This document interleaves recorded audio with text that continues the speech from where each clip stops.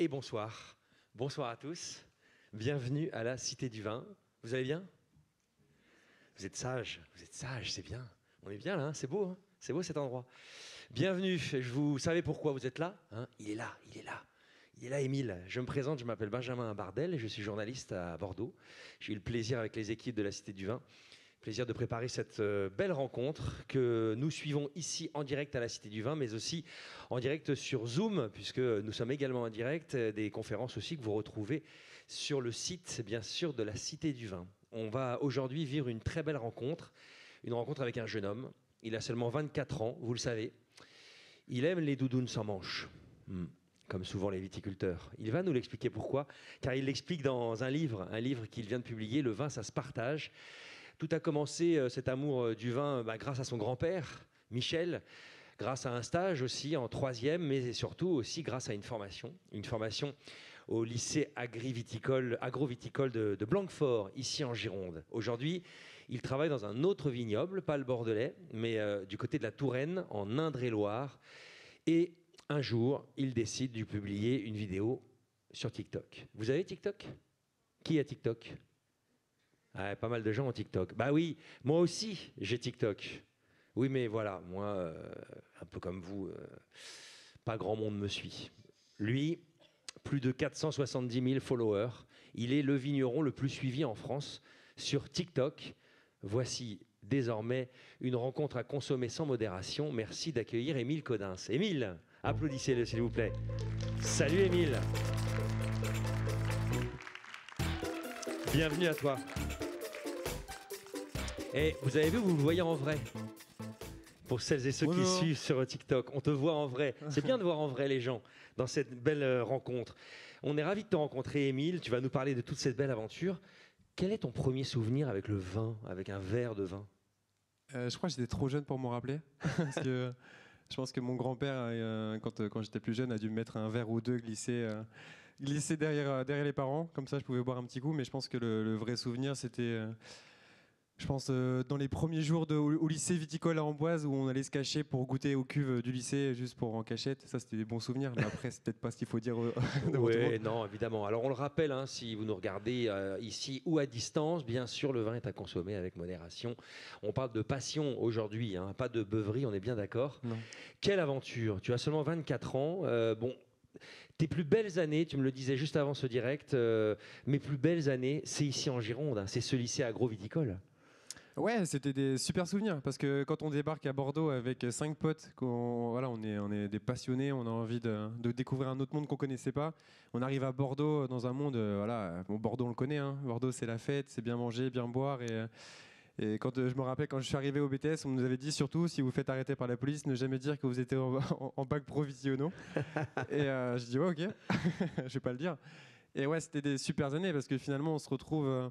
Voilà, entre potes, à rencontrer des gens, à rencontrer un cadre qu'on connaissait vraiment pas du tout.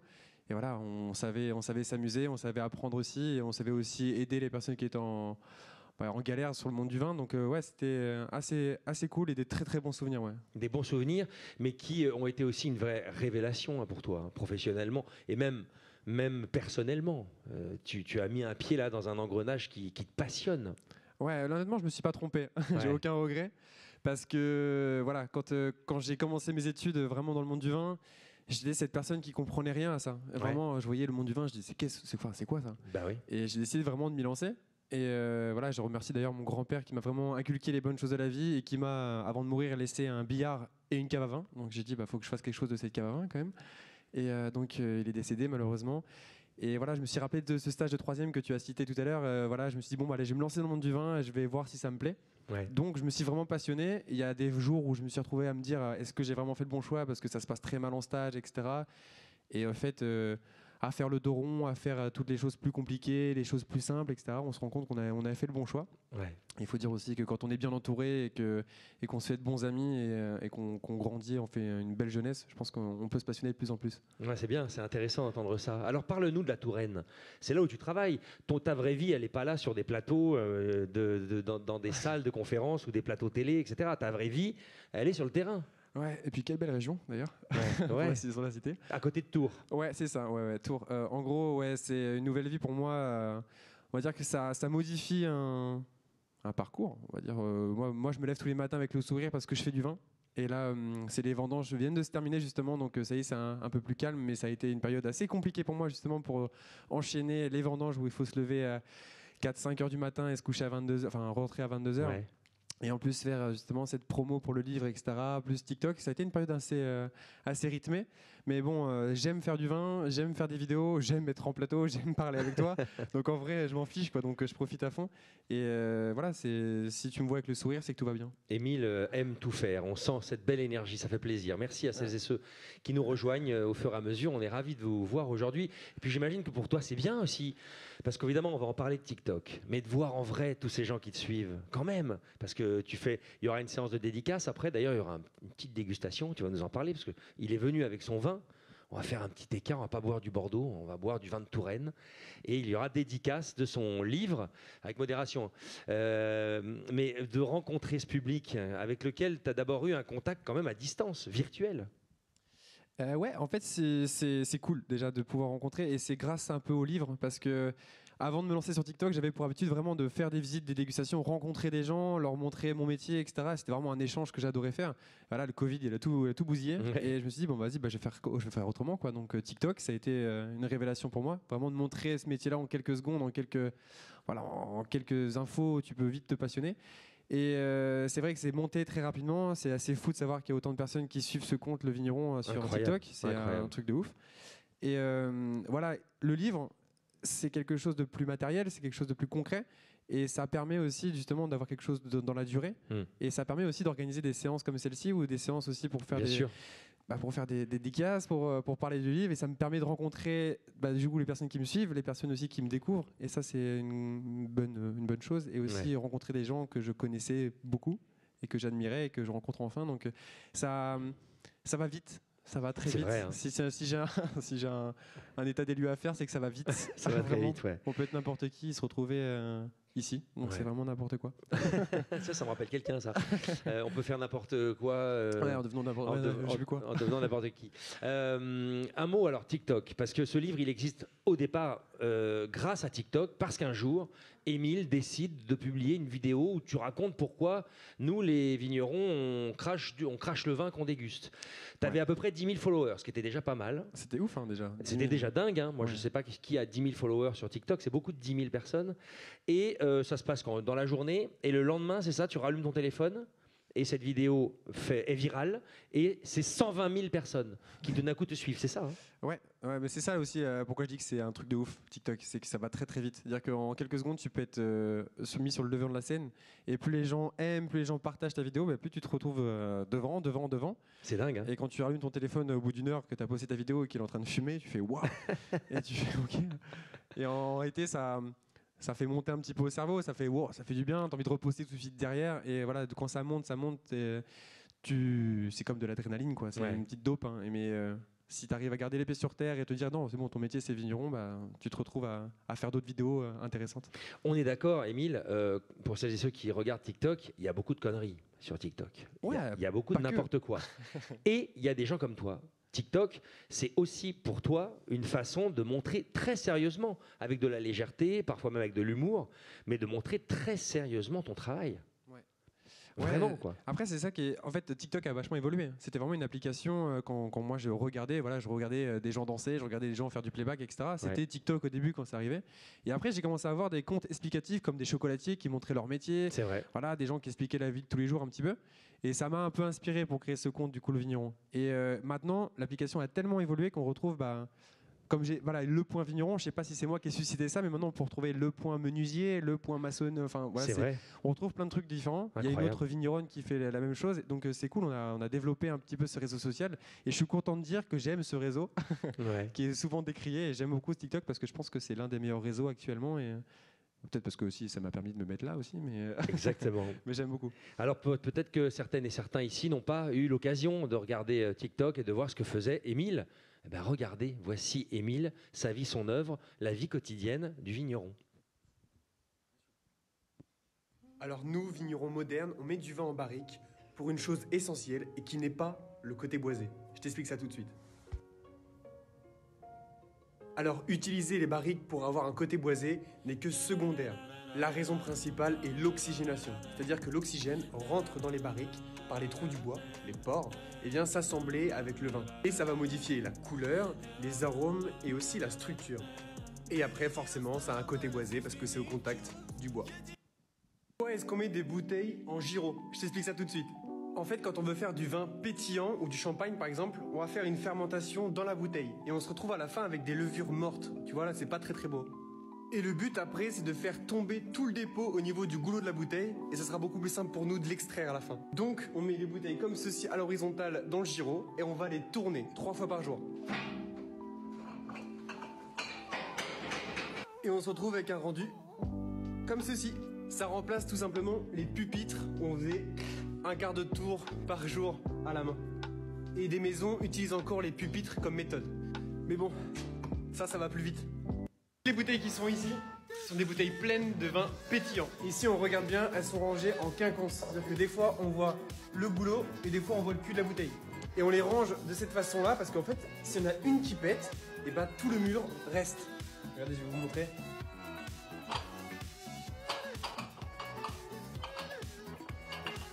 Hop. Voilà, il manque une bouteille. Et il n'y en a aucune qui se casse la gueule. Bon, je vous avoue, j'ai un peu flippé quand je l'ai fait. Bravo, Émile. Voilà ce que Émile publie au quotidien. C'est génial. Comment tu travailles? Comment tu fais ça? Il y a beaucoup de prises où tu le fais vraiment en mode, en live, je m'enregistre et puis après je mets un peu de musique, un petit peu de mise en scène. C'est un peu comme tu as dit en dernier, c'est un peu en live, c'est un peu spontané. Genre en gros, je réfléchis un petit peu à la journée de ce que je vais pouvoir poster le soir, parce que je me suis mis une vidéo par jour quand même. Ouais. Et voilà, donc après, dès que j'ai trouvé l'idée, à la fin de la journée, je pars vite fait. S'il faut que j'aille dans les vignes, je vais dans les vignes. S'il faut que j'aille dans le chai à barrique, je vais dans le chai à barrique. Et je me filme comme ça, un peu en mode portrait. J'essaie que personne me regarde parce que c'est un peu la honte. Et je vous avoue, en fait, je me trompe souvent. Je suis vraiment en train de faire, comme là, comme Exactement. je babouille là, comme on dit. Exactement. Et je bafouille, merci. Et en gros, je me retrouve à refaire, mais ça prend pas plus de 10-15 minutes. Et après, je mets ma petite musique en fond. La musique, c'est le petit secret. Hein. Généralement, si on choisit la musique tendance sur l'application, ça permet aussi d'être mieux vu. Et ouais, bien sûr. Faut être malin aussi, mais voilà, ça permet aussi de faire une vidéo le soir, mais en dehors du travail. Parce que c'est vrai que les premières fois où j'ai commencé à me filmer, on se demandait qu'est-ce que je foutais avec mon téléphone dans des vignes. Qu'est-ce que tu fous, Émile? Travail. Ouais, en plus, c'était ça au début. Mais après, elles ont vu que ça marchait bien, donc c'est bon. Mais c'est génial en tout cas, parce que c'est hyper clair, hyper efficace. Je suis sûr que vous, qui n'êtes peut-être pas des spécialistes, rien que là, 3 petites vidéos, on apprend des choses, vous êtes d'accord? On apprend réellement des choses dans les coulisses de ce que l'on ne voit pas souvent. Et ces coulisses, donc, l'aventure est tellement folle, eh bien maintenant tu les racontes dans ce livre. Le vin, ça se partage. Une petite édition, l'édition Équateur, hein, c'est ça? C'est pas une petite, c'est une très grande maison d'édition. Une très grande maison d'édition, pardon, maison d'édition Équateur. On salue la maison édition Équateur qui applaudit dans la salle. Ce livre, il est génial parce que c'est toi, quoi. C'est ta plume, on est presque dans ton cerveau, on est presque avec toi le matin, on se lève tôt. Tu racontes ça comme avec tes mots et on te suit. C'est une année de travail, mon quotidien. Sur le terrain. C'est ça, voilà, c'est parce que j'ai essayé de montrer que voilà, le monde du vin, ça ne s'arrêtait pas forcément à une bouteille et un tire-bouchon. C'est vrai. Il y a plein de choses derrière qu'on ne sait pas forcément et qui est intéressant de savoir, si on met les bons mots, la bonne forme, etc. Et oui, voilà, donc, dans ce guide-là, dans ce livre-là, il y a une partie donc, un peu plus romancée au début, où j'explique comment j'en suis arrivé là à 24 ans à devenir vigneron, alors que je ne suis vraiment pas issu du milieu, et vraiment montrer qu'en fait, peu importe qui on est, peu importe d'où l'on vient, on peut devenir vigneron très rapidement. La preuve, j'étais vraiment pas destiné à ça. J'étais nul en maths, nul en français, je ne savais pas quoi faire de ma vie. Et aujourd'hui, j'en suis là. Et après, j'explique, voilà, vous venez avec moi pendant une saison et je vous montre comment on fait du vin. Alors comment on fait du vin chez nous, c'est-à-dire que c'est pas du vin en règle générale, parce qu'il y a tellement de façons de faire du vin et que je pourrais pas tout citer. Donc moi, je vous emmène avec moi, je vous montre comment ça se passe chez nous dans les vignes, chez nous au chai. Et voilà, on fait des choses bien, on fait des choses moins bien, mais au moins on fait du vin avec des choses, enfin avec le raisin qu'on a, avec ce qu'on peut faire en fonction d'une année. Et voilà, normalement j'essaie de montrer comment ça se passe. C'est-à-dire que quand on n'y connaît rien au monde du vin, on peut vachement s'y retrouver. Et ce qui est intéressant aussi, c'est quand on s'y connaît, quand on a un petit pied dedans, je pense qu'on s'y retrouve. Voilà, il y a un petit sentiment de nostalgie peut-être où on se dit ce moment-là, je l'ai un peu ressenti aussi de mon côté. Donc ça peut toucher un petit peu tout le monde. Ouais, c'est vrai. Et après, il y a une petite partie à la fin où j'explique comment on déguste comme un pro, comment on crache justement avec Ouais. la fameuse vidéo. La fameuse vidéo, comme on crache du vin. Voilà. Et après, une petite partie trucs et astuces qui est assez fun aussi. Oh, puis il y a des trucs un peu marrants parce que, par exemple, comme vous l'avez vu sur cette photo en grand où on te voit donc en photo, Émile, tu as aussi mis cette tenue aujourd'hui. C'est la doudoune sans manches. Pourquoi les vignerons portent toujours des doudounes sans manches? À chaque fois qu'il y a des sujets avec des vignerons, vous portez des doudounes sans manches. Donc tu t'en amuses dans le livre. Ouais.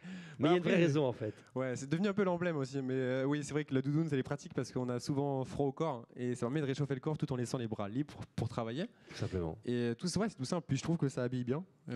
Quelqu'un m'a dit que c'était un peu moche. J'étais un peu vexé, mais sinon je la porte quand même. Alors c'est intéressant, dans le livre, à un moment, il y a une phrase très jolie que tu dis. Tu dis ma passion pour le vin est liée à ma relation aux autres. Pourquoi tu dis ça? Parce que j'ai toujours été un éternel apprenti déjà. Et l'apprentissage, c'est une relation, quelle qu'elle soit. C'est-à-dire que ça se passe bien ou que ça se passe mal, on est toujours en relation avec quelqu'un. Et voilà, quand tu apprends en cours, tu te fais des relations. Quand tu rencontres des gens, et surtout le monde du vin, c'est parler de soi, parler de son vin, parler de ce qu'on sait faire, et un échange avec le consommateur. Et ça a toujours été un moment très sympa. C'est-à-dire que quand un client se gare chez moi, il arrive et je veux tout savoir de lui. Enfin, sans lui, moi, je lui demande pas son CV, mais je lui dis voilà comment il s'appelle, d'où il vient et ce qu'il fait dans la vie. T'es disponible, quoi, disponible à fond, quoi. Voilà, parce que si jamais il me dit qu'il est sommelier, je vais pas lui faire un discours bateau comme tout le monde fait. S'il me dit que par contre il est enfin, je sais pas, boulanger ou machin, je vais lui faire un discours un peu plus pour lui expliquer dans le bon terme. Mais voilà. Cette relation aux autres, c'est intéressant. D'ailleurs, dans le livre, à un moment, tu racontes ces touristes américains, un groupe de touristes américains qui arrivent. Ils ont l'air de s'en foutre un peu, de pas trop connaître tout ça. Et certains ont même leur casque sur les oreilles. Ouais. Ils écoutent Daft Punk, enfin, je sais pas, j'invente. Souvent de la bonne musique. Ouais. Ils écoutent de la musique. Et toi, tu fais le job, quoi. Et tu réussis finalement à les canaliser. C'est un peu. Je crois que j'ai plus le stress quand il y a un bus d'Américains qui se gare dans la cour que quand je vais faire un plateau, je crois. Ah ouais. Parce que vraiment, on a tous été dans un bus scolaire avec nos profs et on est là, il est 10h, on doit visiter un truc, on est un peu emmerdé, on doit le faire quand même. Et quand là, c'est un bus d'Américains, donc c'est pas ma langue, il faut que je parle en anglais. Et donc ils ont les écouteurs, le chewing-gum à la bouche. Et je me dis, oula, il va falloir que je fasse un truc bien. Je n'ai pas de coca. Et voilà, et en gros, je me présente et j'essaie de faire moi-même, rester moi-même. Et quand tu vois qu'ils enlèvent leurs écouteurs, qu'ils crachent et qu'ils rigolent à ce que tu dis, et qu'ils repartent tous avec 3 bouteilles pour leurs parents, je me dis, j'ai fait du bon taf. Et ça, tout de suite, ça m'a peut-être dit aussi d'un côté que j'étais doué pour expliquer mon métier. Ouais. Et doué pour être simple avec les gens. Ouais. Donc, ça m'a un peu aussi aidé pour moi pour créer ce compte TikTok et faire ce livre. Parce que voilà, il y a une petite confiance en moi qui était un peu mise déjà d'aplomb à l'origine. Mais tu le dis, tu dis aujourd'hui, être un bon viticulteur, c'est bien sûr faire du bon vin, mais c'est aussi être un bon commercial. Il faut savoir bien vendre son histoire quand même. Ouais, c'est un de mes profs qui est ici présent qui m'a sorti ça. Ah, il est là le prof? Il y a un prof ici? Oui. Du lycée de Blanquefort, c'est ça? Bonjour monsieur et bravo. Ah. Maintenant, il pourrait peut-être venir donner une leçon au lycée, maintenant, quelque part. Ah, ok. Le 27 novembre, Émile, tu as un cours de... C'est quoi votre matière? Sciences éco.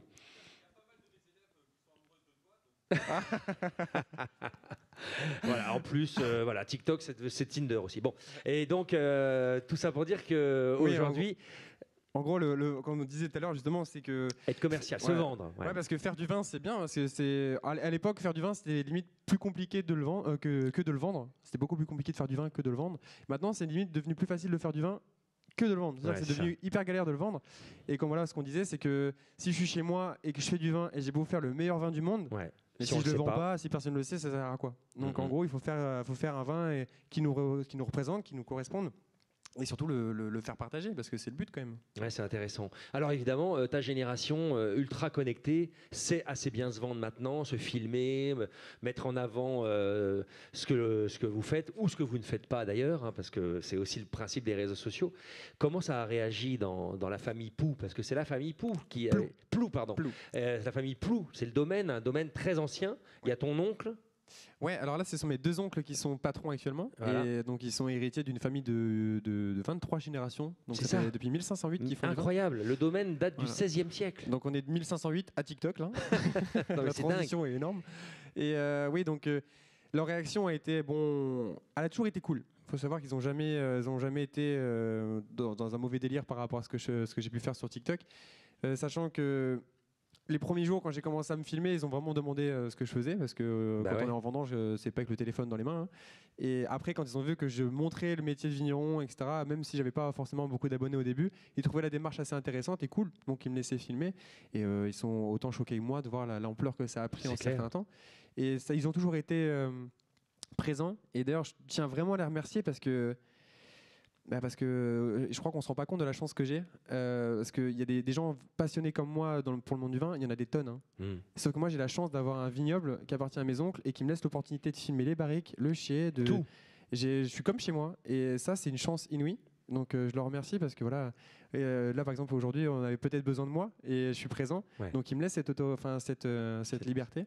Et sans eux, le compte TikTok, il n'existe pas, donc je les remercie énormément. C'est clair, on les salue s'ils nous regardent à distance sur Zoom en ce moment également.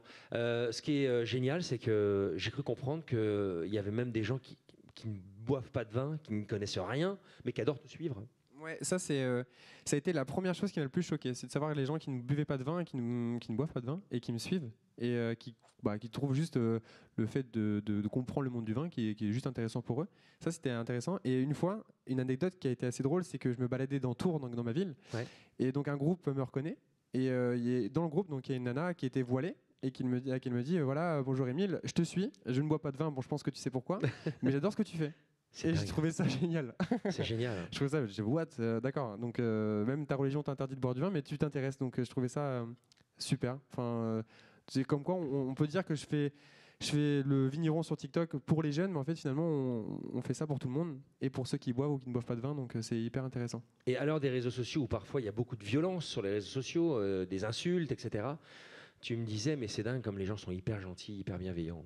Ouais, après j'ai peut-être reçu 1 ou 2 messages un peu chelous, mais faut pas trop en faire faut pas faire attention à ces messages-là parce que en plus le pire c'est quand ils arrivent ceux-là, c'est les premiers que tu regardes, c'est les premiers qui te blessent. Bien sûr. Mais quand on regarde tous les messages que je peux recevoir, c'est que des messages bienveillants quoi, et c'est un délire. Voilà, sur l'application directement, ce sont les commentaires qui me posent des questions très concrètes, c'est super génial, etc. Ouais. Voilà, des gens même qui me demandent voilà, tu m'as donné envie de me lancer dans le BTS, je me suis inscrit au BTS de Blanquefort et j'ai fait what. Ça c'est une bonne nouvelle. je trouve ça super cool. C'est super. Et après voilà, d'autres qui m'envoient des messages plus perso en disant voilà, j'aimerais offrir une bouteille de pommard à mon grand-père, est-ce que tu peux me conseiller? Et j'essaie de répondre au maximum de personnes. Et des fois, on me pose des questions comme si j'étais l'encyclopédie du vin. Bien sûr. Je sais pas. Je sais pas, mon grand. Là, franchement, je sais vraiment pas. Tu es l'expert quand même. Ouais, non, je suis juste un passionné vigneron qui monte son métier. Je suis pas un expert. Mais bon, on peut dire que je suis un expert pour certaines choses. Mais sinon, je suis un apprenti comme toujours. Et ouais, donc les messages, comme on peut le dire, c'est toujours très bienveillant. Il faut faire juste attention à ce qu'on peut recevoir, il faut filtrer un petit peu. Mais on est d'accord que, vu le nombre de gens qui te suivent, tu fais quand même bien attention maintenant à ce que tu dis, comment tu parles, comment tu te tiens, parce qu'il y a une forme de responsabilité quand on a presque 500 000 personnes qui peuvent écouter ce que tu dis. Alors je fais juste attention à ce que je dis, en fait, plus. Parce que voilà, si j'ai l'idée, par exemple, il y a une vidéo pour le gel, où je voulais faire une vidéo le matin. Je venais de me réveiller, j'avais la gueule en vrac et je me suis dit je vais pas attendre que je sois réveillé pour faire ma vidéo. Non, je me suis pris, j'ai une tête horrible, mais je l'ai faite, je me dis je m'en fous. Mais j'essaie de pas dire n'importe quoi. Voilà, le seul truc que je me suis fixé, c'est de ne pas prendre parti pour un truc, c'est de montrer tout ce qu'il y a. Il y a le bio, il y a le pas bio, il y a les grosses exploitations, les petites exploitations. Je montre tout ce qu'il y a et c'est à vous de faire un choix. Et donc je me suis pas dit par contre il faut que tu sois beau gosse, il faut que tu aies la doudoune sans manche. Non, je me suis pas mis de fixation là-dessus. Et voilà, il faut que ça soit naturel. C'est bien, c'est naturel. Allez, on se regarde encore une petite série de tes interventions sur TikTok, Le Vigneron. Regardez. Quand le serveur nous fait goûter du vin au restaurant et que tout le monde nous regarde. Un moment très gênant pour tout le monde. Mais je vais t'apprendre un petit truc qui sera beaucoup plus simple pour toi. Quand le serveur nous sert une petite dose de vin, tu le sens juste une première fois. Tu agites ton verre légèrement et tu ressens une deuxième fois. Si tu sens une odeur de moisi, de carton mouillé, c'est que ton vin est bouchonné et tu as totalement le droit de refuser la bouteille. Si ce genre d'arôme-là n'est pas présent, tu peux commencer à goûter le vin pour essayer de détecter les mêmes arômes. Et tu lui réponds la phrase que tout le monde dit. Très bien. Voilà une petite technique pour avoir l'air moins bête. Voilà, je poste des vidéos sur le monde du vin tous les jours, alors n'hésite pas à t'abonner. En ce début avril, la majorité des viticulteurs en Europe sont en train de sauver leur future récolte contre le gel. En fait, pour la faire courte, quand il va faire des températures en dessous de 0 degré la nuit, le bourgeon va être enfermé dans un glaçon. Mais si c'est que ça, ce n'est pas grave. Le plus dangereux, c'est lui là, le soleil qui se lève. Voilà, c'est ça le gros problème. C'est qu'en fait, le soleil, les rayons du soleil vont faire un effet loupe sur le glaçon et viennent en fait griller le bourgeon. Du coup, la plupart des viticulteurs passent leur nuit à essayer de sauver leur bourgeon. Alors on peut réchauffer les pieds de vigne soit avec des bougies, comme cette photo-là, ou alors avec des éoliennes ou des hélicoptères, comme là, ou alors on crée un grand écran de fumée au-dessus des vignes pour que les rayons du soleil ne traversent pas la fumée. Regardez, c'est le cas là. Hop. La création de fumée. Donc je souhaite beaucoup de force aux viticulteurs. Bravo, c'est fort hein, cette dernière vidéo, cette publication. En plus, tu nous mets une petite musique derrière. Elle est fait exprès, celle-là. On sent la sincérité. Merci de nous rejoindre en direct sur Zoom ou dans cette salle à la Cité du Vin avec Émile Codins, le vigneron qui cartonne en France et sur TikTok avec plus de 472 000. Maintenant, t'es à combien 474 000. 474 000 sur Instagram, 32. Et sur Insta aussi, t'as 32... 30 000 ouais. Oh, bah, c'est pas beaucoup, hein, 30 000. Non, en vrai, sur Instagram, c'est énorme. C'est quand même énorme sur Instagram. Alors, je me suis posé cette question, toi qui maintenant est un influenceur à ton insu, TikTok, ils te contactent, comment ça marche maintenant avec eux? Ouais, bah maintenant, enfin, je vais pas dire que je fais partie des gros, mais je suis une petite notoriété sur l'application. Et donc oui, on se contacte, etc. pour certaines choses. Par exemple, si j'ai besoin de faire un live un peu mis en avant, etc. On se contacte et ils peuvent mettre en avant le live que je vais faire plus tard. J'ai déjà fait voilà, avec un autre TikToker. Et aussi, ils permettent aussi de se rencontrer, c'est-à-dire qu'ils organisent des soirées une fois tous les mois pour se rencontrer entre TikTokers. Des soirées entre TikTokers. Ouais, et là ils ont organisé une soirée Halloween, donc très bien. C'est pas vraiment les meilleures soirées en termes de où tu apprends des choses. Honnêtement, tu manges gratuit, tu bois gratuit, et tu rencontres des gens que tu vois sur son téléphone, c'est tout. Mais après c'est cool, hein. Mais après voilà, sinon TikTok, ça reste quand même juste un support pour moi. C'est pas réellement voilà, en fait, c'est juste un canal pour moi. Et c'est vrai qu'après, il rémunère, forcément, l'application rémunère, mais j'ai pas de quoi me faire un salaire tous les mois avec ce que je fais. Hein. C'est vraiment misérable hein, ce qu'ils donnent. Mais après, c'est pas le but, honnêtement. Et oui, ouais, donc TikTok me contacte un petit peu. Mais c'est intéressant parce qu'en plus de ton travail sur le terrain, tu as ce travail devant un objectif, quelque part, devant une caméra. Et j'ai lu en préparant cette interview qu'à un moment, tu te disais, tiens, et si je faisais acteur comme métier, c'est vrai ? Ouais, bon, j'ai eu des idées moi aussi. Ouais, je voulais faire un restaurant qui s'appelait le Resto M parce que je suis fan de Marseille et voilà. Ah oui, Resto M, avec jeu de mots. Ok, d'accord, pas mal. J'ai eu ça comme idée. Et je voulais faire acteur aussi. Et ouais, donc j'ai vite abandonné. Hein. J'ai vite abandonné. Donc voilà, je suis vigneron maintenant. Mais oui, c'est vrai que quand on est jeune, on a plein d'idées, etc. Mais ce qui est beau, c'est que mes parents m'ont toujours dit de toute façon, quoi que tu feras, on sera fiers. Et quand elle voit que je suis vigneron et que ça marche autant. Moi, je crois que ma mère, c'est ma première lectrice, ma première à me regarder et je suis fier pour elle, du coup. C'est la première personne à qui tu t'adresses d'ailleurs dans les remerciements dans ton bouquin. Ouais. Tu parles à ta maman. Ouais. Alors, évidemment, dans ton livre, Le vin, ça se partage, comme dans TikTok, tu essayes un peu de décoder, de raconter très clairement les choses qu'on se pose tous. Les questions qui reviennent le plus, c'est lesquelles? Parce qu'il y a pourquoi on remue le vin avec son verre, pourquoi est-ce qu'on peut mettre le vin dans un frigidaire, au frigo, c'est quoi un cépage, qu'est-ce que ça veut dire la robe du vin? Ces questions-là, on a l'impression qu'on a toujours besoin de nous rappeler ce que ça veut dire parce qu'on n'y connaît rien en fait. Ouais, c'est vrai. En fait, ce qui est assez drôle, grâce à cette application-là, par exemple, c'est que ces questions-là que tu viens de me poser, c'est des questions qu'on s'est déjà tous posées là, dans sa tête et qu'on n'a jamais eu envie d'aller chercher sur Internet. Tiens, qu'est-ce que ça veut dire un cépage ou comment garder sa bouteille de vin ouverte pendant 3 jours. Et tu vas sur TikTok et hop, tu tombes sur un gars là, avec sa casquette un peu mal coiffée qui te dit tiens, je te montre comment on fait pour garder sa bouteille pendant 3 jours. Et donc ça a fait tiens, c'est marrant ça. Et je pense que ça a fait le fait que ça a bien fonctionné. Et oui, donc ce sont les vidéos qui fonctionnent le plus. Ouais. Forcément, ce sont les vidéos où tu te poses des questions un peu de la vie de tous les jours. Bah c'est ça. Mais après, quand je réponds à des commentaires, ça m'arrive aussi quand j'ai plus trop d'idées. Parce qu'au bout d'un an, je commence déjà à avoir fait un peu le tour aussi. Bien sûr. Et oui, donc tu as d'autres vidéos où je parle pas de thèmes, comme tu l'as dit, ou des thèmes plus communs. Mais sinon, les questions que tu viens de me poser, elles vraiment... reviennent tout le temps, on est d'accord. Très Il faut à chaque fois répéter et répéter. C'est peut-être même des sujets qui reviennent souvent au lycée de Blanquefort parce que c'est des questions qui ensuite touchent le public, le grand public qui va déguster le vin. Oui, en fait, il n'y a pas de mauvaise question. Ouais, c'est ça. On a tout de suite l'impression de se sentir bête quand on pose une question. Ouais, c'est quand un exemple, quand les clients viennent à la cave pour déguster, voilà, je leur fais goûter du vin et je leur dis alors qu'est-ce que vous en pensez? Je sais pas, j'ai peur de dire une connerie, je connais rien. Je dis t'aimes ou t'aimes pas déjà? Ouais, c'est ça. Voilà, on va y aller doucement, vas-y. Et il y a toujours ce sentiment d'idiotie quand on parle du vin, alors qu'il n'y a pas besoin. Voilà, t'es pas obligé de faire bac+5 pour pouvoir boire du vin. Tu choisis juste, c'est personnel un vin. Ouais. C'est quelque chose. Voilà, j'ai pas de forcer. Si t'aimes pas le vin, j'ai pas de forcer. Si par exemple t'aimes le vin du Jura, etc., et que t'aimes pas le vin de Savoie, j'en sais rien, on va pas te forcer à boire du vin de Savoie, mais on va peut-être te montrer comment faire pour l'aimer. Mais voilà, c'est quelque chose de personnel, c'est quelque chose d'instinctif, je pense aussi. Ouais, c'est vrai, c'est clair. Mais voilà, faut faire doucement. Bon, alors si vous voulez avoir beaucoup de réponses, il y en a plein dans ce petit livre, hyper bien illustré d'ailleurs aussi. Bravo à Naïma. C'est qui illustre ça? Naïma Dérouville, c'est sa première illustration pour un livre et c'est une amie en commun qu'on a avec Lucie, qui est mon attachée de presse aussi, que je salue. Qui est dans la salle et qu'on salue. Mais très joli petit croquis avec des vers, c'est dynamique, c'est agréable à regarder. Ouais, c'est super beau. C'est super agréable à lire parce que justement il y a ces respirations aussi. Alors parmi tous les thèmes que tu abordes, alors voilà, quelques questions très concrètes puisqu'on profite de cette conférence, on a l'expert avec nous. Donc est-ce que je peux mettre du vin au frais? Ouais, tu peux. Blanc, rosé, pétillant, ça tu peux. Hein. Mais rouge? Mais rouge, oui, tu peux. En fait, tu peux le faire sur des vins rouges assez légers plus. Parce que quand tu mets des vins rouges assez structurés dans ta bouille, enfin un Bordeaux par exemple, si tu le mets au frais, le frais ça a tendance à révéler un petit peu les tanins. Donc quand tu vas boire ton vin juste après, ça risque de t'accrocher un peu les lèvres là et ça va être un peu désagréable. Donc généralement tu mets du vin au frais quand c'est du Gamay, quand c'est du Beaujolais, du Savoie, etc.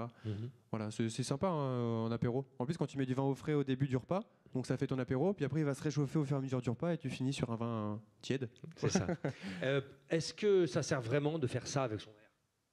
De tourner? De tourner. Ouais. Pourquoi? Oui. En gros, déjà ça fait stylé. Ça fait genre tu t'y connais. Ah, c'est juste pour faire genre en fait, d'accord. Mais en fait, si tu veux, quand tu tournes ton verre, ça permet aussi à l'oxygène de rentrer dans ton vin et de développer les arômes. C'est-à-dire que les arômes vont vraiment se développer, décupler, et les arômes vont vraiment monter vers le haut. Et toi, quand tu sens vraiment plus d'arômes. C'est vraiment histoire de réveiller aussi le vin. D'accord, tout simplement. Donc c'est ça. Donc c'est vraiment. Il a besoin d'oxygène, le vin. L'oxygène, c'est autant l'ennemi que l'ami du vin. Ouais. Quand il y a un petit peu d'oxygène, c'est un ami. Quand il y a trop d'oxygène, c'est un ennemi. Le sujet, il me semble assez compliqué à expliquer, c'est le cépage. Comment tu arrives à expliquer ça? Parce que le cépage, c'est flou pour les gens. Non, je pense qu'en fait le cépage ils ont du mal à savoir ce que c'est parce qu'on n'utilise peut-être pas le bon terme, mais c'est juste une variété de raisin. Tout simplement. Comme on peut dire, raisin, c'est comme si c'était chien, et je sais pas, Sauvignon, c'est comme si c'était berger allemand. Quoi. Exactement. C'est des différences de raisin. C'est une variété. Ça, c'est assez difficile dans la tête du grand public à comprendre. C'est parce qu'on a, en fait, je pense que. Et puis il y a monocépage, et puis il y a. Il y a plein de gens qui savent très très bien ce que ça veut dire cépage. Mais qu'ils ont l'impression de dire la mauvaise réponse aussi. Ouais. Ils savent très bien que le cépage doit être une variété de raisin, mais quand on leur pose la question, ils ont peur de dire la réponse en pensant que c'est une connerie. Et donc c'est ça aussi ça que j'essaie de combattre. Exactement. Tu parles pas que du vin rouge, tu parles aussi, par exemple, le rosé. Il y a plein de gens qui pensent que c'est un mélange de rouge et de blanc, par exemple. Ça, c'est un truc que tu as entendu, ça. Ouais, alors c'est un grand mythe pour certaines régions, mais c'est autorisé sur certaines régions. Comme la Champagne sont les seuls à pouvoir mélanger du blanc et du rouge pour pouvoir faire du rosé. Ouais. Et sinon, non. Pour faire du rosé, on ne mélange pas du blanc et du rouge. Sinon, en fait, ce qui est assez drôle, c'est qu'on ne sait pas tous que les baies de raisin rouge sont blanches à l'intérieur. C'est-à-dire que quand on presse les raisins rouges, le jus qu'on obtient est rosé. Et c'est grâce à ça qu'on fait du rosé. Ouais. Et quand on veut faire du vin rouge, on ne presse pas les raisins. On va vraiment les mettre directement dans une cuve, en règle générale, pour faire une macération, pour extraire la couleur qui est présente dans la peau du raisin. Et voilà, on vient extraire, et ton vin devient de plus en plus coloré. Tu parles aussi des champagnes? Oui. Parce que c'est important, c'est quelque chose que tu aimes bien en plus? Plus ou moins, ça dépend. Un bon crément de Loire, c'est bien aussi. Bien sûr. Mais sinon, Champagne, oui, ça reste quand même les grands vins français, etc. Mais j'aime autant boire un vin d'une autre région qui pétille aussi. Voilà, c'est Champagne, j'en parle parce qu'il faut en parler. C'est tout à fait logique. Et c'est eux qui ont créé la méthode champenoise, la méthode traditionnelle. Donc, Champagne, surtout que Champagne, c'est un peu le vin le plus mis en lumière. C'est le vin un peu plus luxueux, où c'est vraiment les grosses marques, etc. Donc on a du mal un petit peu à s'y repérer à l'intérieur. C'est vrai. Oui. Mais mine de rien, il y a plein de petits vignerons de 7 hectares qui se cassent le dos à faire du champagne, mais qui vendent leur vin ou leur raisin aux grosses maisons qui, eux, fonctionnent très bien. Et du coup, il y a des organismes qui essaient de créer des choses pour que les petits vignerons qui nourrissent les gros se réveillent un peu plus et que les gens s'y intéressent un peu plus aux petits vignerons. Ouais. Alors c'est intéressant aussi, parce que tu évoques en effet des grands noms, mais il y a aussi des noms moins connus. C'est important, c'est un sujet que tu évoques dans ton livre. Oui, on peut trouver des vins pas chers, des bons vins pas chers. Un vin cher n'est pas forcément le meilleur. C'est important de le dire, ça. Non, déjà, il n'y a pas de... Chacun a ses goûts, hein. Chacun a ses goûts, chacun a sa perception des choses. Donc, je vais pas te dire que ce vin-là, c'est le meilleur du monde si toi, tu n'es pas d'accord. Personnellement, j'aime beaucoup ce vin-là. Toi, tu vas peut-être pas du tout l'aimer. Et oui, j'ai passé de très bonnes soirées avec des vins à 5 balles. Hein. Oui. Et de très mauvaises avec des vins à 40 €. Dire qu'on n'est pas... Il y a des vins pour tous les budgets, il y a des vins pour tous les goûts aussi. Et il faut comprendre aussi pourquoi certains vins sont plus chers que d'autres. Quand on se balade dans le Côte-du-Rhône et qu'on voit que les vignes sont plantées sur des sols comme ça et qu'il n'y a pas un seul tracteur qui arrive à passer, donc c'est que à la main. Donc tu peux comprendre pourquoi la bouteille vaut plus de 40 €. Mais après, voilà, il suffit juste d'expliquer pourquoi. Alors c'est intéressant aussi, c'est que tu combats un peu des hérésies, quoi. Tu combats certaines techniques, par exemple comment ça s'appelle, c'est du rosé au pamplemousse, les trucs comme ça, les espèces de mélanges maintenant qu'on voit dans les supermarchés. Tous ces vins un peu pour toi, ça c'est vraiment dégueulasse. Ouais, mais faut que j'avoue quand même que j'en ai déjà bu. Hein. Ouais, c'est pas mon délire, c'est pas vraiment mon truc. Le rosé pamplemousse, le vin blanc pêche, là tout ça. C'est un peu. On est d'accord que c'est un contresens, non? Non, parce que voilà, si ça plaît à des gens, c'est normal, c'est que si ça marche et que ça plaît aussi. Hein. Mais voilà, moi je suis pas, c'est pas mon délire, c'est pas pour moi ce truc-là. J'en ai déjà bu juste pour voir, etc. Et parce qu'il y avait que ça aussi. Ouais. Mais sinon, boire du vin, c'est plus. Voilà, je préfère respecter le travail d'un vigneron que plutôt une tambouille qui a été faite dans une cuve. Ouais, c'est clair. Alors j'ai appris plein de choses aussi, moi, sur la forme des bouteilles dans ton livre. La forme, le cul de la bouteille, hein, le fameux petit trou que vous avez sous la bouteille, qui est plus ou moins profond. Ouais. Pourquoi? Alors d'une part, c'est parce que c'est pour la stabilité de la bouteille, mais aussi parce que à l'époque, quand les verriers faisaient des bouteilles, c'était compliqué pour eux de faire un fond plat. Et aussi quelque chose quand le cul de la bouteille, plus les petits, plus les gros, c'est juste pour respecter la 75 centilitres. La bouteille fait 75 centilitres, donc des fois vous retrouvez des bouteilles avec un plus gros format. Là. Ah, c'est pour ça. Et là, comme si jamais tu as un fond plat, ta bouteille va faire 3 litres. Ça se trouve. C'est ça. Et tu mets un gros cul de bouteille, du coup elle fait plus que 75 centilitres. Mais voilà. C'est aussi simple que ça. Ouais. J'ai peut-être raté une étape aussi, Mais c'est intéressant. Non, mais on a à peu près compris, quoi. Le verre remplit l'espace et pour faire 75 centilitres, parce que c'est légalement, on n'a pas le droit de faire plus. Ou alors c'est un magnum après, etc., etc. Je sais même pas si on a le droit ou pas le droit, mais en vrai, je sais pas. Faut respecter 75 centilitres. 75 centilitres, oui, parce qu'il y a aussi tout un aspect où tu parles des magnums, tu parles de la taille des bouteilles. D'ailleurs, tu recommandes, hein, quand on peut, plus le contenant est grand, mieux le vin vieillit. Ouais, oui, c'est ça. Plus les bouteilles sont grosses, plus le contenant vieillit mieux. Parce que c'est sur la durée finalement. Parce qu'une petite bouteille, elle va vieillir trop rapidement et elle sera déjà trop passée. Et sinon, ça coûte un peu plus cher aussi, les bouteilles assez grosses. Et je trouve qu'aussi en ce moment, j'ai l'impression, c'est une impression qu'on a entre vignerons, c'est que les gens achètent moins du vin pour le faire vieillir. C'est marrant. Ouais. Avant, on achetait, avec cette fameuse parkerisation, on achetait des vins et qu'il fallait faire vieillir 15 ans, 20 ans. Et maintenant, on préfère consommer des vins tout de suite. Voilà, moins se prendre la tête, j'ai l'impression. Quand on regarde même à Bordeaux, j'ai pu visiter quelques vignerons dans le coin. Et on se rend compte qu'ils sont en train de totalement de changer leur méthode de fonctionnement. De faire des vins à boire plus rapidement. Peut-être des vins qui sont autant faciles à boire tout de suite que dans 5 ans, 10 ans. Donc voilà, il faut aller dans le sens du consommateur parce que sinon on va droit dans le mur. Et c'est ce qu'ont compris aussi Bordeaux, ce qu'ont compris aussi les vins du Sud, etc. Ouais. Parkerisation, c'est ce fameux critique des vins qui s'appelle Parker et qui à un moment fait la pluie et le beau temps dans le monde du vin. Il dégustait et son avis comptait, on l'écoutait religieusement. Ça, c'était... Ouais, il a fait de très bonnes choses aussi, ce monsieur-là. Mais c'est vrai que c'est pas ce que je prône, moi, personnellement. C'est pas mes idées. Vous avez vu, 24 ans, il parle bien quand même. Hein. Il y a du niveau. Hein. Mais alors, c'est ça que je me suis dit aussi en préparant cette rencontre. Les jeunes et le vin.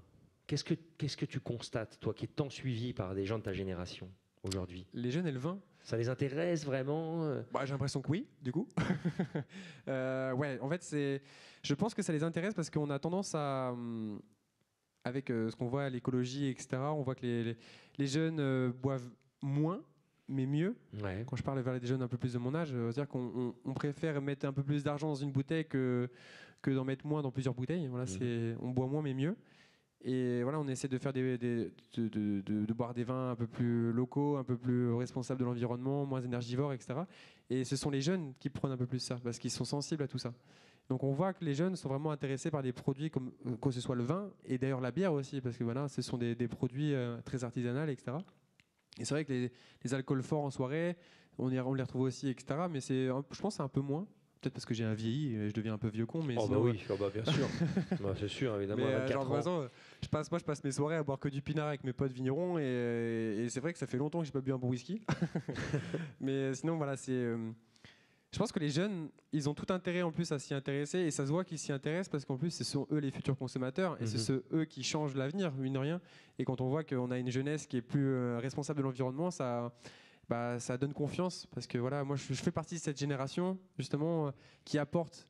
Vous imaginez, moi j'arrive, ça fait 3 ans que je travaille chez mes oncles qui travaillent depuis 1508. Moi j'arrive avec mes idées des vins sans sulfite, des vins plus nature, etc. Mais bien sûr. On fait, wow, Plus TikTok, ouais.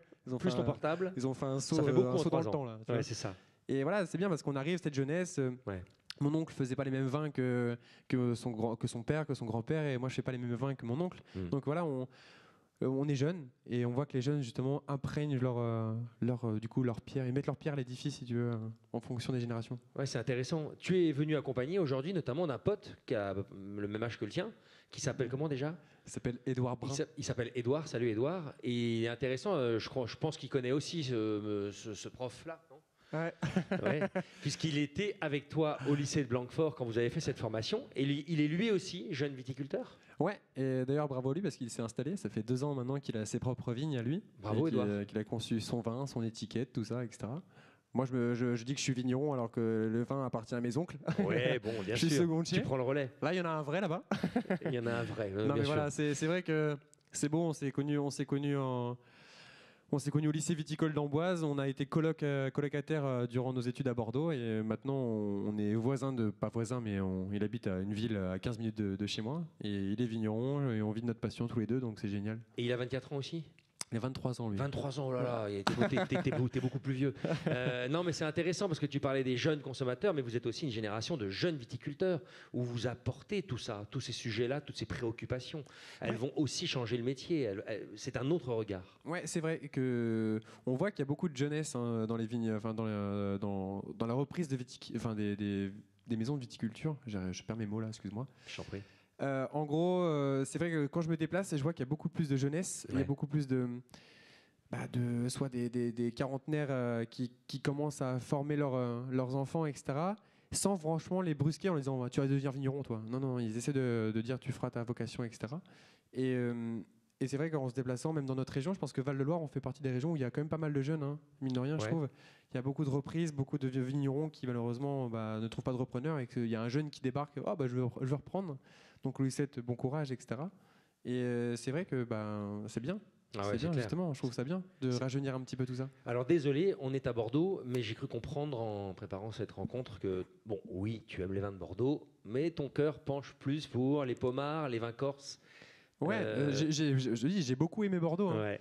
Mais bon, quand tu as passé 2 ans en BTS, t'en as bu du Bordeaux. J'avais besoin de voir autre chose.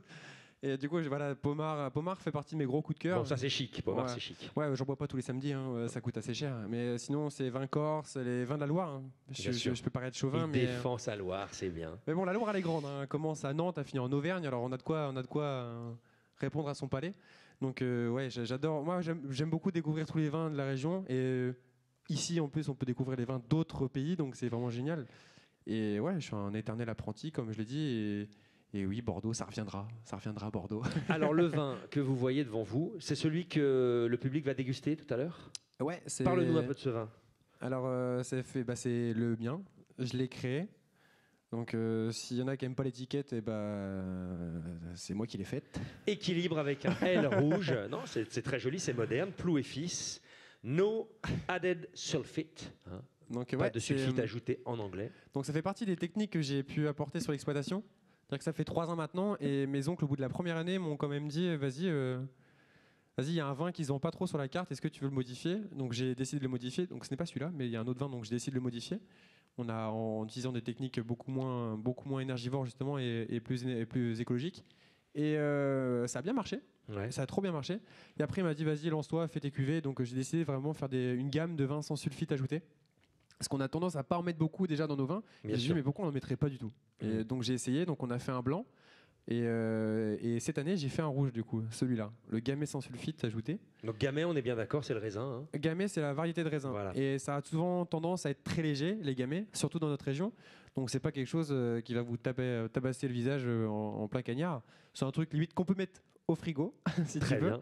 Ok. Voilà. Et donc c'est un vin voilà, qui pète pas plus haut que ses fesses. Quoi. C'est léger, c'est fruité, ça apporte une petite légèreté. C'est-à-dire que si jamais on a du mal à boire du vin rouge, et ben ça peut être une bonne initiation de boire des vins comme celui-ci, qui sont sur le fruit, qui sont vraiment là, sur la légèreté. Et puis c'est intéressant parce que sur l'étiquette, sur le packaging, tu joues l'international avec des mots en anglais. Avec, Ouais, mais ça a été raté ça. Ah bon, pourquoi? Ouais, parce qu'en fait, quand j'ai commencé à créer la cuvée sans sulfite, donc je me suis dit, bah tiens, on va mettre ça à l'étranger, hein, ça va plaire aux Américains, ça.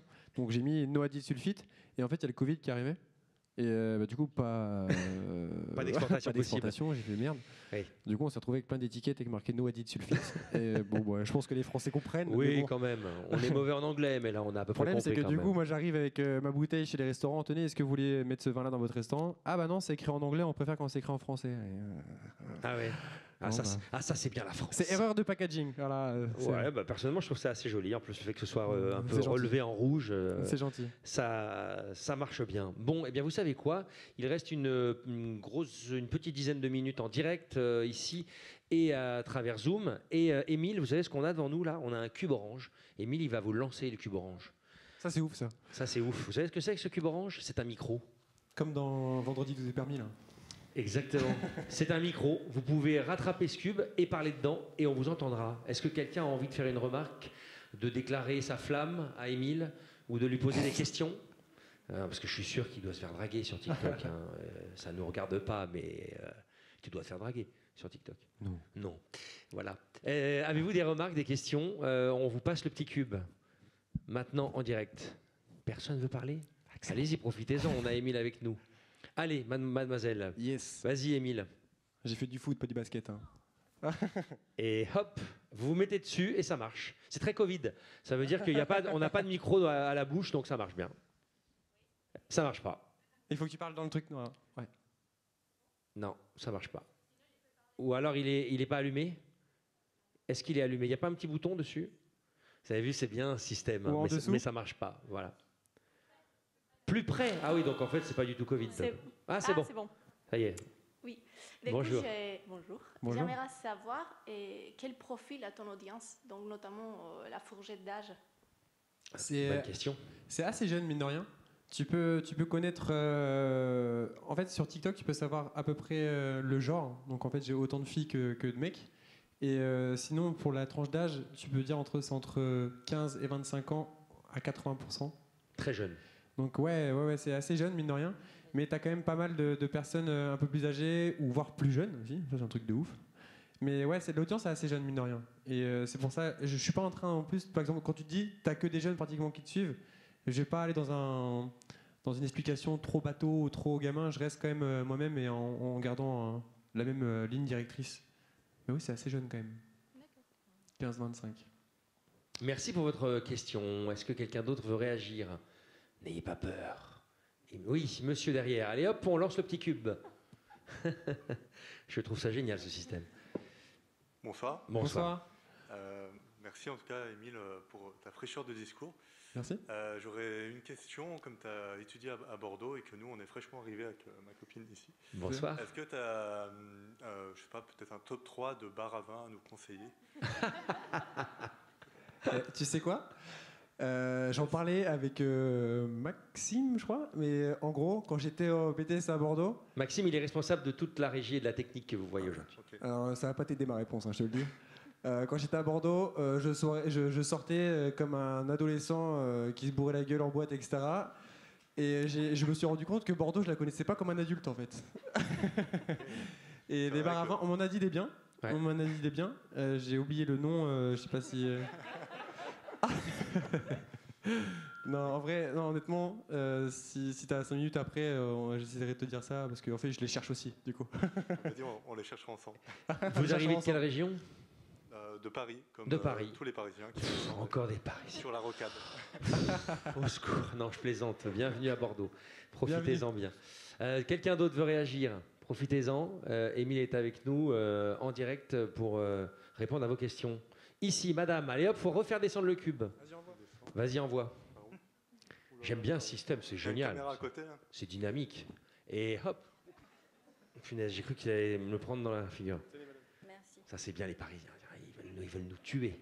Ils veulent nous blesser. Bonsoir, madame. Oui, bonsoir. Une question peut-être qui n'a pas de lien avec le vin, mais comme tu parles beaucoup de ta doudoune, je me demandais si tu pouvais pas faire une doudoune griffée, par exemple, à ton nom, ou lancer quelque chose Oh la vache. axé marketing. Le business génial. Voilà. La question, doudoune c'est Émile. si je crée une marque, vous l'achèterez ou pas? Oui, je l'achèterai pour mon Ah bah je vais fils, créer une ouais. marque. Non mais c'est vrai que j'ai fait une doudoune et marqué Plouy Fils parce que je voulais en plateau télé avec marqué Plouy Fils mais on n'avait pas le droit. Ils nous mettent un gros patch. Et du coup bah non, la doudoune avec marqué mon prénom ça ferait un peu je m'aime Ça beaucoup. pourrait être un créneau. Hein, Ouais. pour toi. Non mais je pense un jour peut-être créer ma marque de doudoune sans manche ça serait une bonne idée. Ouais, ouais. C'est une bonne idée, c'est vrai. Non, mais c'était, Et alors, je rebondis sur votre très bonne remarque. Les baskets que vous voyez que porte Émile, C'est une collab. ce sont des baskets qui se vendent ici à la Cité du Vin, puisqu'il y a écrit Cité du Vin dessus. Raconte-nous, parce que c'est incroyable, c'est une jeune femme qui a inventé ces baskets. C'est plutôt écolo, puisque c'est fait grâce à du raisin. Ouais, en gros c'est je sais pas si vous connaissez les chaussures Zeta. Oui. Il y en a qui connaissent? Oui, oui. Ah, trop bien. Voilà. Bah, en gros, c'est une jeune dame qui s'appelle Laure, c'est ça? Et Laure, elle a créé donc des chaussures qui sont faites à 100% en marc de raisin. Et la semelle est faite en liège. Et donc, c'est des chaussures 100% recyclables qui sont à ma taille, mine de rien. C'était compliqué de les avoir. Et donc, elle peut vendre donc, ses chaussures, je crois, en ligne. Et elle vend uniquement ici. Et elle a eu la gentillesse de m'envoyer une paire de chaussures, donc avec marqué Zeta et Cité du Vin. Et je pense que c'est une très bonne idée. Et j'espère qu'elle va aller hyper loin. Parce que déjà, c'est cool qu'il y en a qui connaissent déjà. Donc, c'est trop bien. C'est clair. Et en Bravo, plus, t'es d'autant plus fier qu'elle t'a imprimé sur le côté. Ouais, il y a marqué le vigneron là. Non, vraiment. Ce sont ses chaussures, on lui vole pas. Non, mais c'est génial. Pourquoi ça s'appelle Zeta, tu sais ou pas? Pas du tout. Je sais pas vous du tout d'ailleurs, tiens, s'il y en a qui savent. Mais en tout cas, bravo à elle, ça c'est super génial. Ça rebondissait sur ce que vous disiez, madame. Est-ce que quelqu'un d'autre veut réagir, poser une question? Moi, j'aurais... Mademoiselle, allez, il faut lancer le cube. Faut Vous le monter. faites? Allez, lancez. C'est- Un peu de sport avant la dégustation. Attends. Alors là, ça va être compliqué. Hein. Tu veux Ah, je peux le faire sinon. Ouais. Ouais, allez, Bien sûr. fais-le. Je vais pas baisser ta tête. J'aimerais bien faire parler le prof après, si d'accord. Ouais, mais moi je vous connais pas, C'est et bon le public non plus. Je garantis rien. Attention à vos lunettes. Poum. Bravo. Non J'ai mais mis franchement, Axel. la Cité du Vin, vous avez une idée géniale. J'ai jamais vu ça dans une conférence. Bonsoir mademoiselle. Bonsoir. Alors en fait, nous on est étudiantes en œnotourisme à Super. Bordeaux. Ouais. Et donc les réseaux sociaux c'est vachement utilisé. Est-ce que tu penses que d'utiliser TikTok pour faire la promotion d'un château, c'est une bonne idée ou est-ce que ça toucherait pas le bon public? Bonne question. C'est une question qu'on m'a pas mal posée. Et honnêtement, je pense que si tu mets le bon. Enfin, en fait, faut être malin, je pense. Parce que sinon, ça fait tout de suite très brandé, très marketing. S'il y a un conseil à te donner, je pense qu'il faudrait mettre son visage en. Enfin, il faut avoir un visage. Pas filmer un château en mode j'ai pris un drone et je filme. Je pense que les gens s'accrochent à un visage, etc. Et si tu parles un visage et que tu sois très direct, etc., je pense que ça peut fonctionner. Mais après, je garantis pas grand-chose. Il y a, je sais pas, par exemple, la Cité du Vin, un compte TikTok, je sais pas comment c'est actuellement. Il y a d'autres vignerons qui ont un compte TikTok. Mais c'est vrai que si tu ne mets pas ton visage, je pense pas que ça fonctionne. Ok, d'accord. Vous êtes étudiant tout ça? À l'ISVV, C'est donc l'Institut Des vins. des sciences de la vigne et du vin. des sciences de la vigne et du vin. Très Ça se passe bien? Et vous êtes en première année? Ça se passe très bien. En 3e année. Troisième année, ça se passe très bien, génial. Et du coup, il y a des bars à vin que tu connais. Absolument pas. Moi Non. c'est plutôt le théâtro, mais bon. Ah, le théâtre, Voilà, ouais, tu vois. c'est une boîte de nuit pour les Parisiens, mais faut être très jeune. Hein. On se sent très vieux quand on va au théâtre. Mais merci pour cette question. Est-ce qu'il y a d'autres remarques? Monsieur, bonsoir. Bonsoir. Bonsoir. J'ai une question. En fait, si tu veux choisir un vin étranger, Oui. de quel pays serait-il Ah. et pourquoi? Très intéressant. Oula. Bah, tu vois, ce midi, quand j'ai vu la liste, je n'ai pas réfléchi 30 ans, quoi. J'ai juste vu les pays qui proposaient et j'ai vu que l'Uruguay, je me suis dit tiens, ça peut être sympa, et j'ai choisi Uruguay, tu vois, vraiment comme ça. Mais sinon, dans les pays, je suis très friand des pays d'Europe parce que j'aime beaucoup le blanc. Et donc les pays par exemple allemands ou les pays géorgiens, etc. Donc tout ça c'est très sympa pour les blancs. Mais c'est vrai que je suis pas un vrai connaisseur dans le monde, dans l'autre monde, etc. Mais je suis un très grand fan de Malbec, donc des fois l'argentin, les Malbec argentins. Je sais pas si tu connais un petit peu. Oui, je connais. Ouais, ça c'est très bien. Moi, Des vins très solaires. En fait, j'aime pas aller dans, ouais, c'est ça. Mais j'aime pas aller dans la sûreté des fois. Ok. Enfin, je me dis voilà, à table tout à l'heure avec avec Édouard Quévignon, il a pris un vin libanais, tu vois. Ouais. Et Lucie a pris un vin d'Afrique du Sud. C'est ça. Putain, mais quelle mémoire. Voilà. Bravo. On a bu qu'un verre. Hein, En tout cas, je t'ai découvert au Liban. Je suis libanais. Waouh. C'est vrai ? Incroyable. Et on n'avait pas prévu. Hein. Voilà. Tu m'as découvert au Liban ? Tu parles des vins j'étais libanais et confiné bim. au Liban et j'étudie ici. Du coup, pendant le premier confinement, j'ai vu tes TikTok là-bas. Waouh. Ça, c'est une super histoire. Stylé. Bravo. On sait qu'en ce moment, c'est compliqué là-bas en plus. Est-ce qu'on pourrait donner la parole ? Ah, il y a un monsieur qui veut parler ? Oui, vite fait. Bonsoir. Pardon. Salut. Bonsoir. Quand as-tu commencé sur TikTok et qu'est-ce que tu comptes faire ou est-ce que tu as des projets de comment exploiter ou poursuivre avec cette aventure et tout ce nombre d'abonnés que tu as? J'ai commencé en septembre dernier, déjà. Donc ça fait un peu plus d'un an maintenant. C'est ça qui est dingue. Seulement un an, quoi. Et ouais, des idées, j'en ai plein la tête. Hein. Bah, je veux créer une marque de doudoune. Non, mais non, voilà. J'ai beaucoup d'idées. J'ai une idée avec un ami aussi que je garde secret pour pas trop. Voilà. Mais c'est vrai qu'avec le nombre d'abonnés que je possède, tu as une force de frappe qui est un peu plus élevée, surtout si je veux faire quelque chose en rapport avec le monde du vin. Et mais après, c'est vrai que le fait que j'ai été mis aussi en image, souvent en télé, etc., ça permet aussi de développer d'autres choses. Voilà, pour être honnête, aussi, j'ai signé dans une maison de mannequinat pour faire du mannequinat aussi. Et tout ça, c'est des choses que je ne pensais vraiment pas faire. Et déjà, tout ça, ça va déjà pas mal m'occuper. Mon oncle m'a dit, il va me dire un jour, vas-y, faut autre chose que du vin, hein, c'est peu pour toi, tu vois.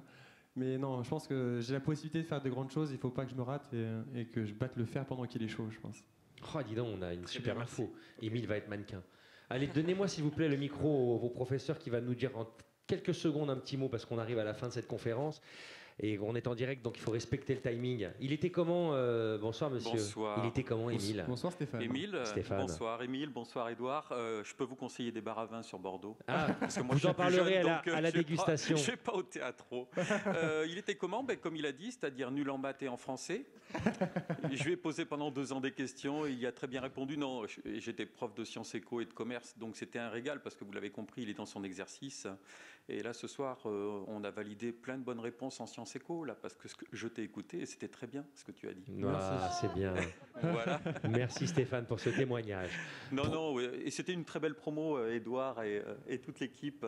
Donc, j'ai beaucoup de plaisir. Tu as le bonjour de toute l'équipe pédagogique du lycée et d'Angelina en particulier. Merci. Et donc, on voulait te proposer de revenir à Bordeaux le 27 novembre, puisque nous organisons notre foire au vin au Château d'Illon, que tu connais bien, oui, auquel vous y aviez participé, pour dédicacer ton ouvrage et partager avec nos étudiantes qui t'aiment follement. Je t'ai envoyé des photos, tu le sais.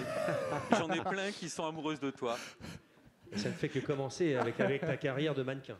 Absolument, et elles vont adorer ta doudoune. Bon ben voilà, l'appel est lancé. À toi de voir avec tes oncles si tu as autorisation de revenir. Justement, ouais, c'est avec plaisir. Hein. Si on peut le faire, je le ferai avec grand plaisir. Ouais. Mais on va voir ça justement.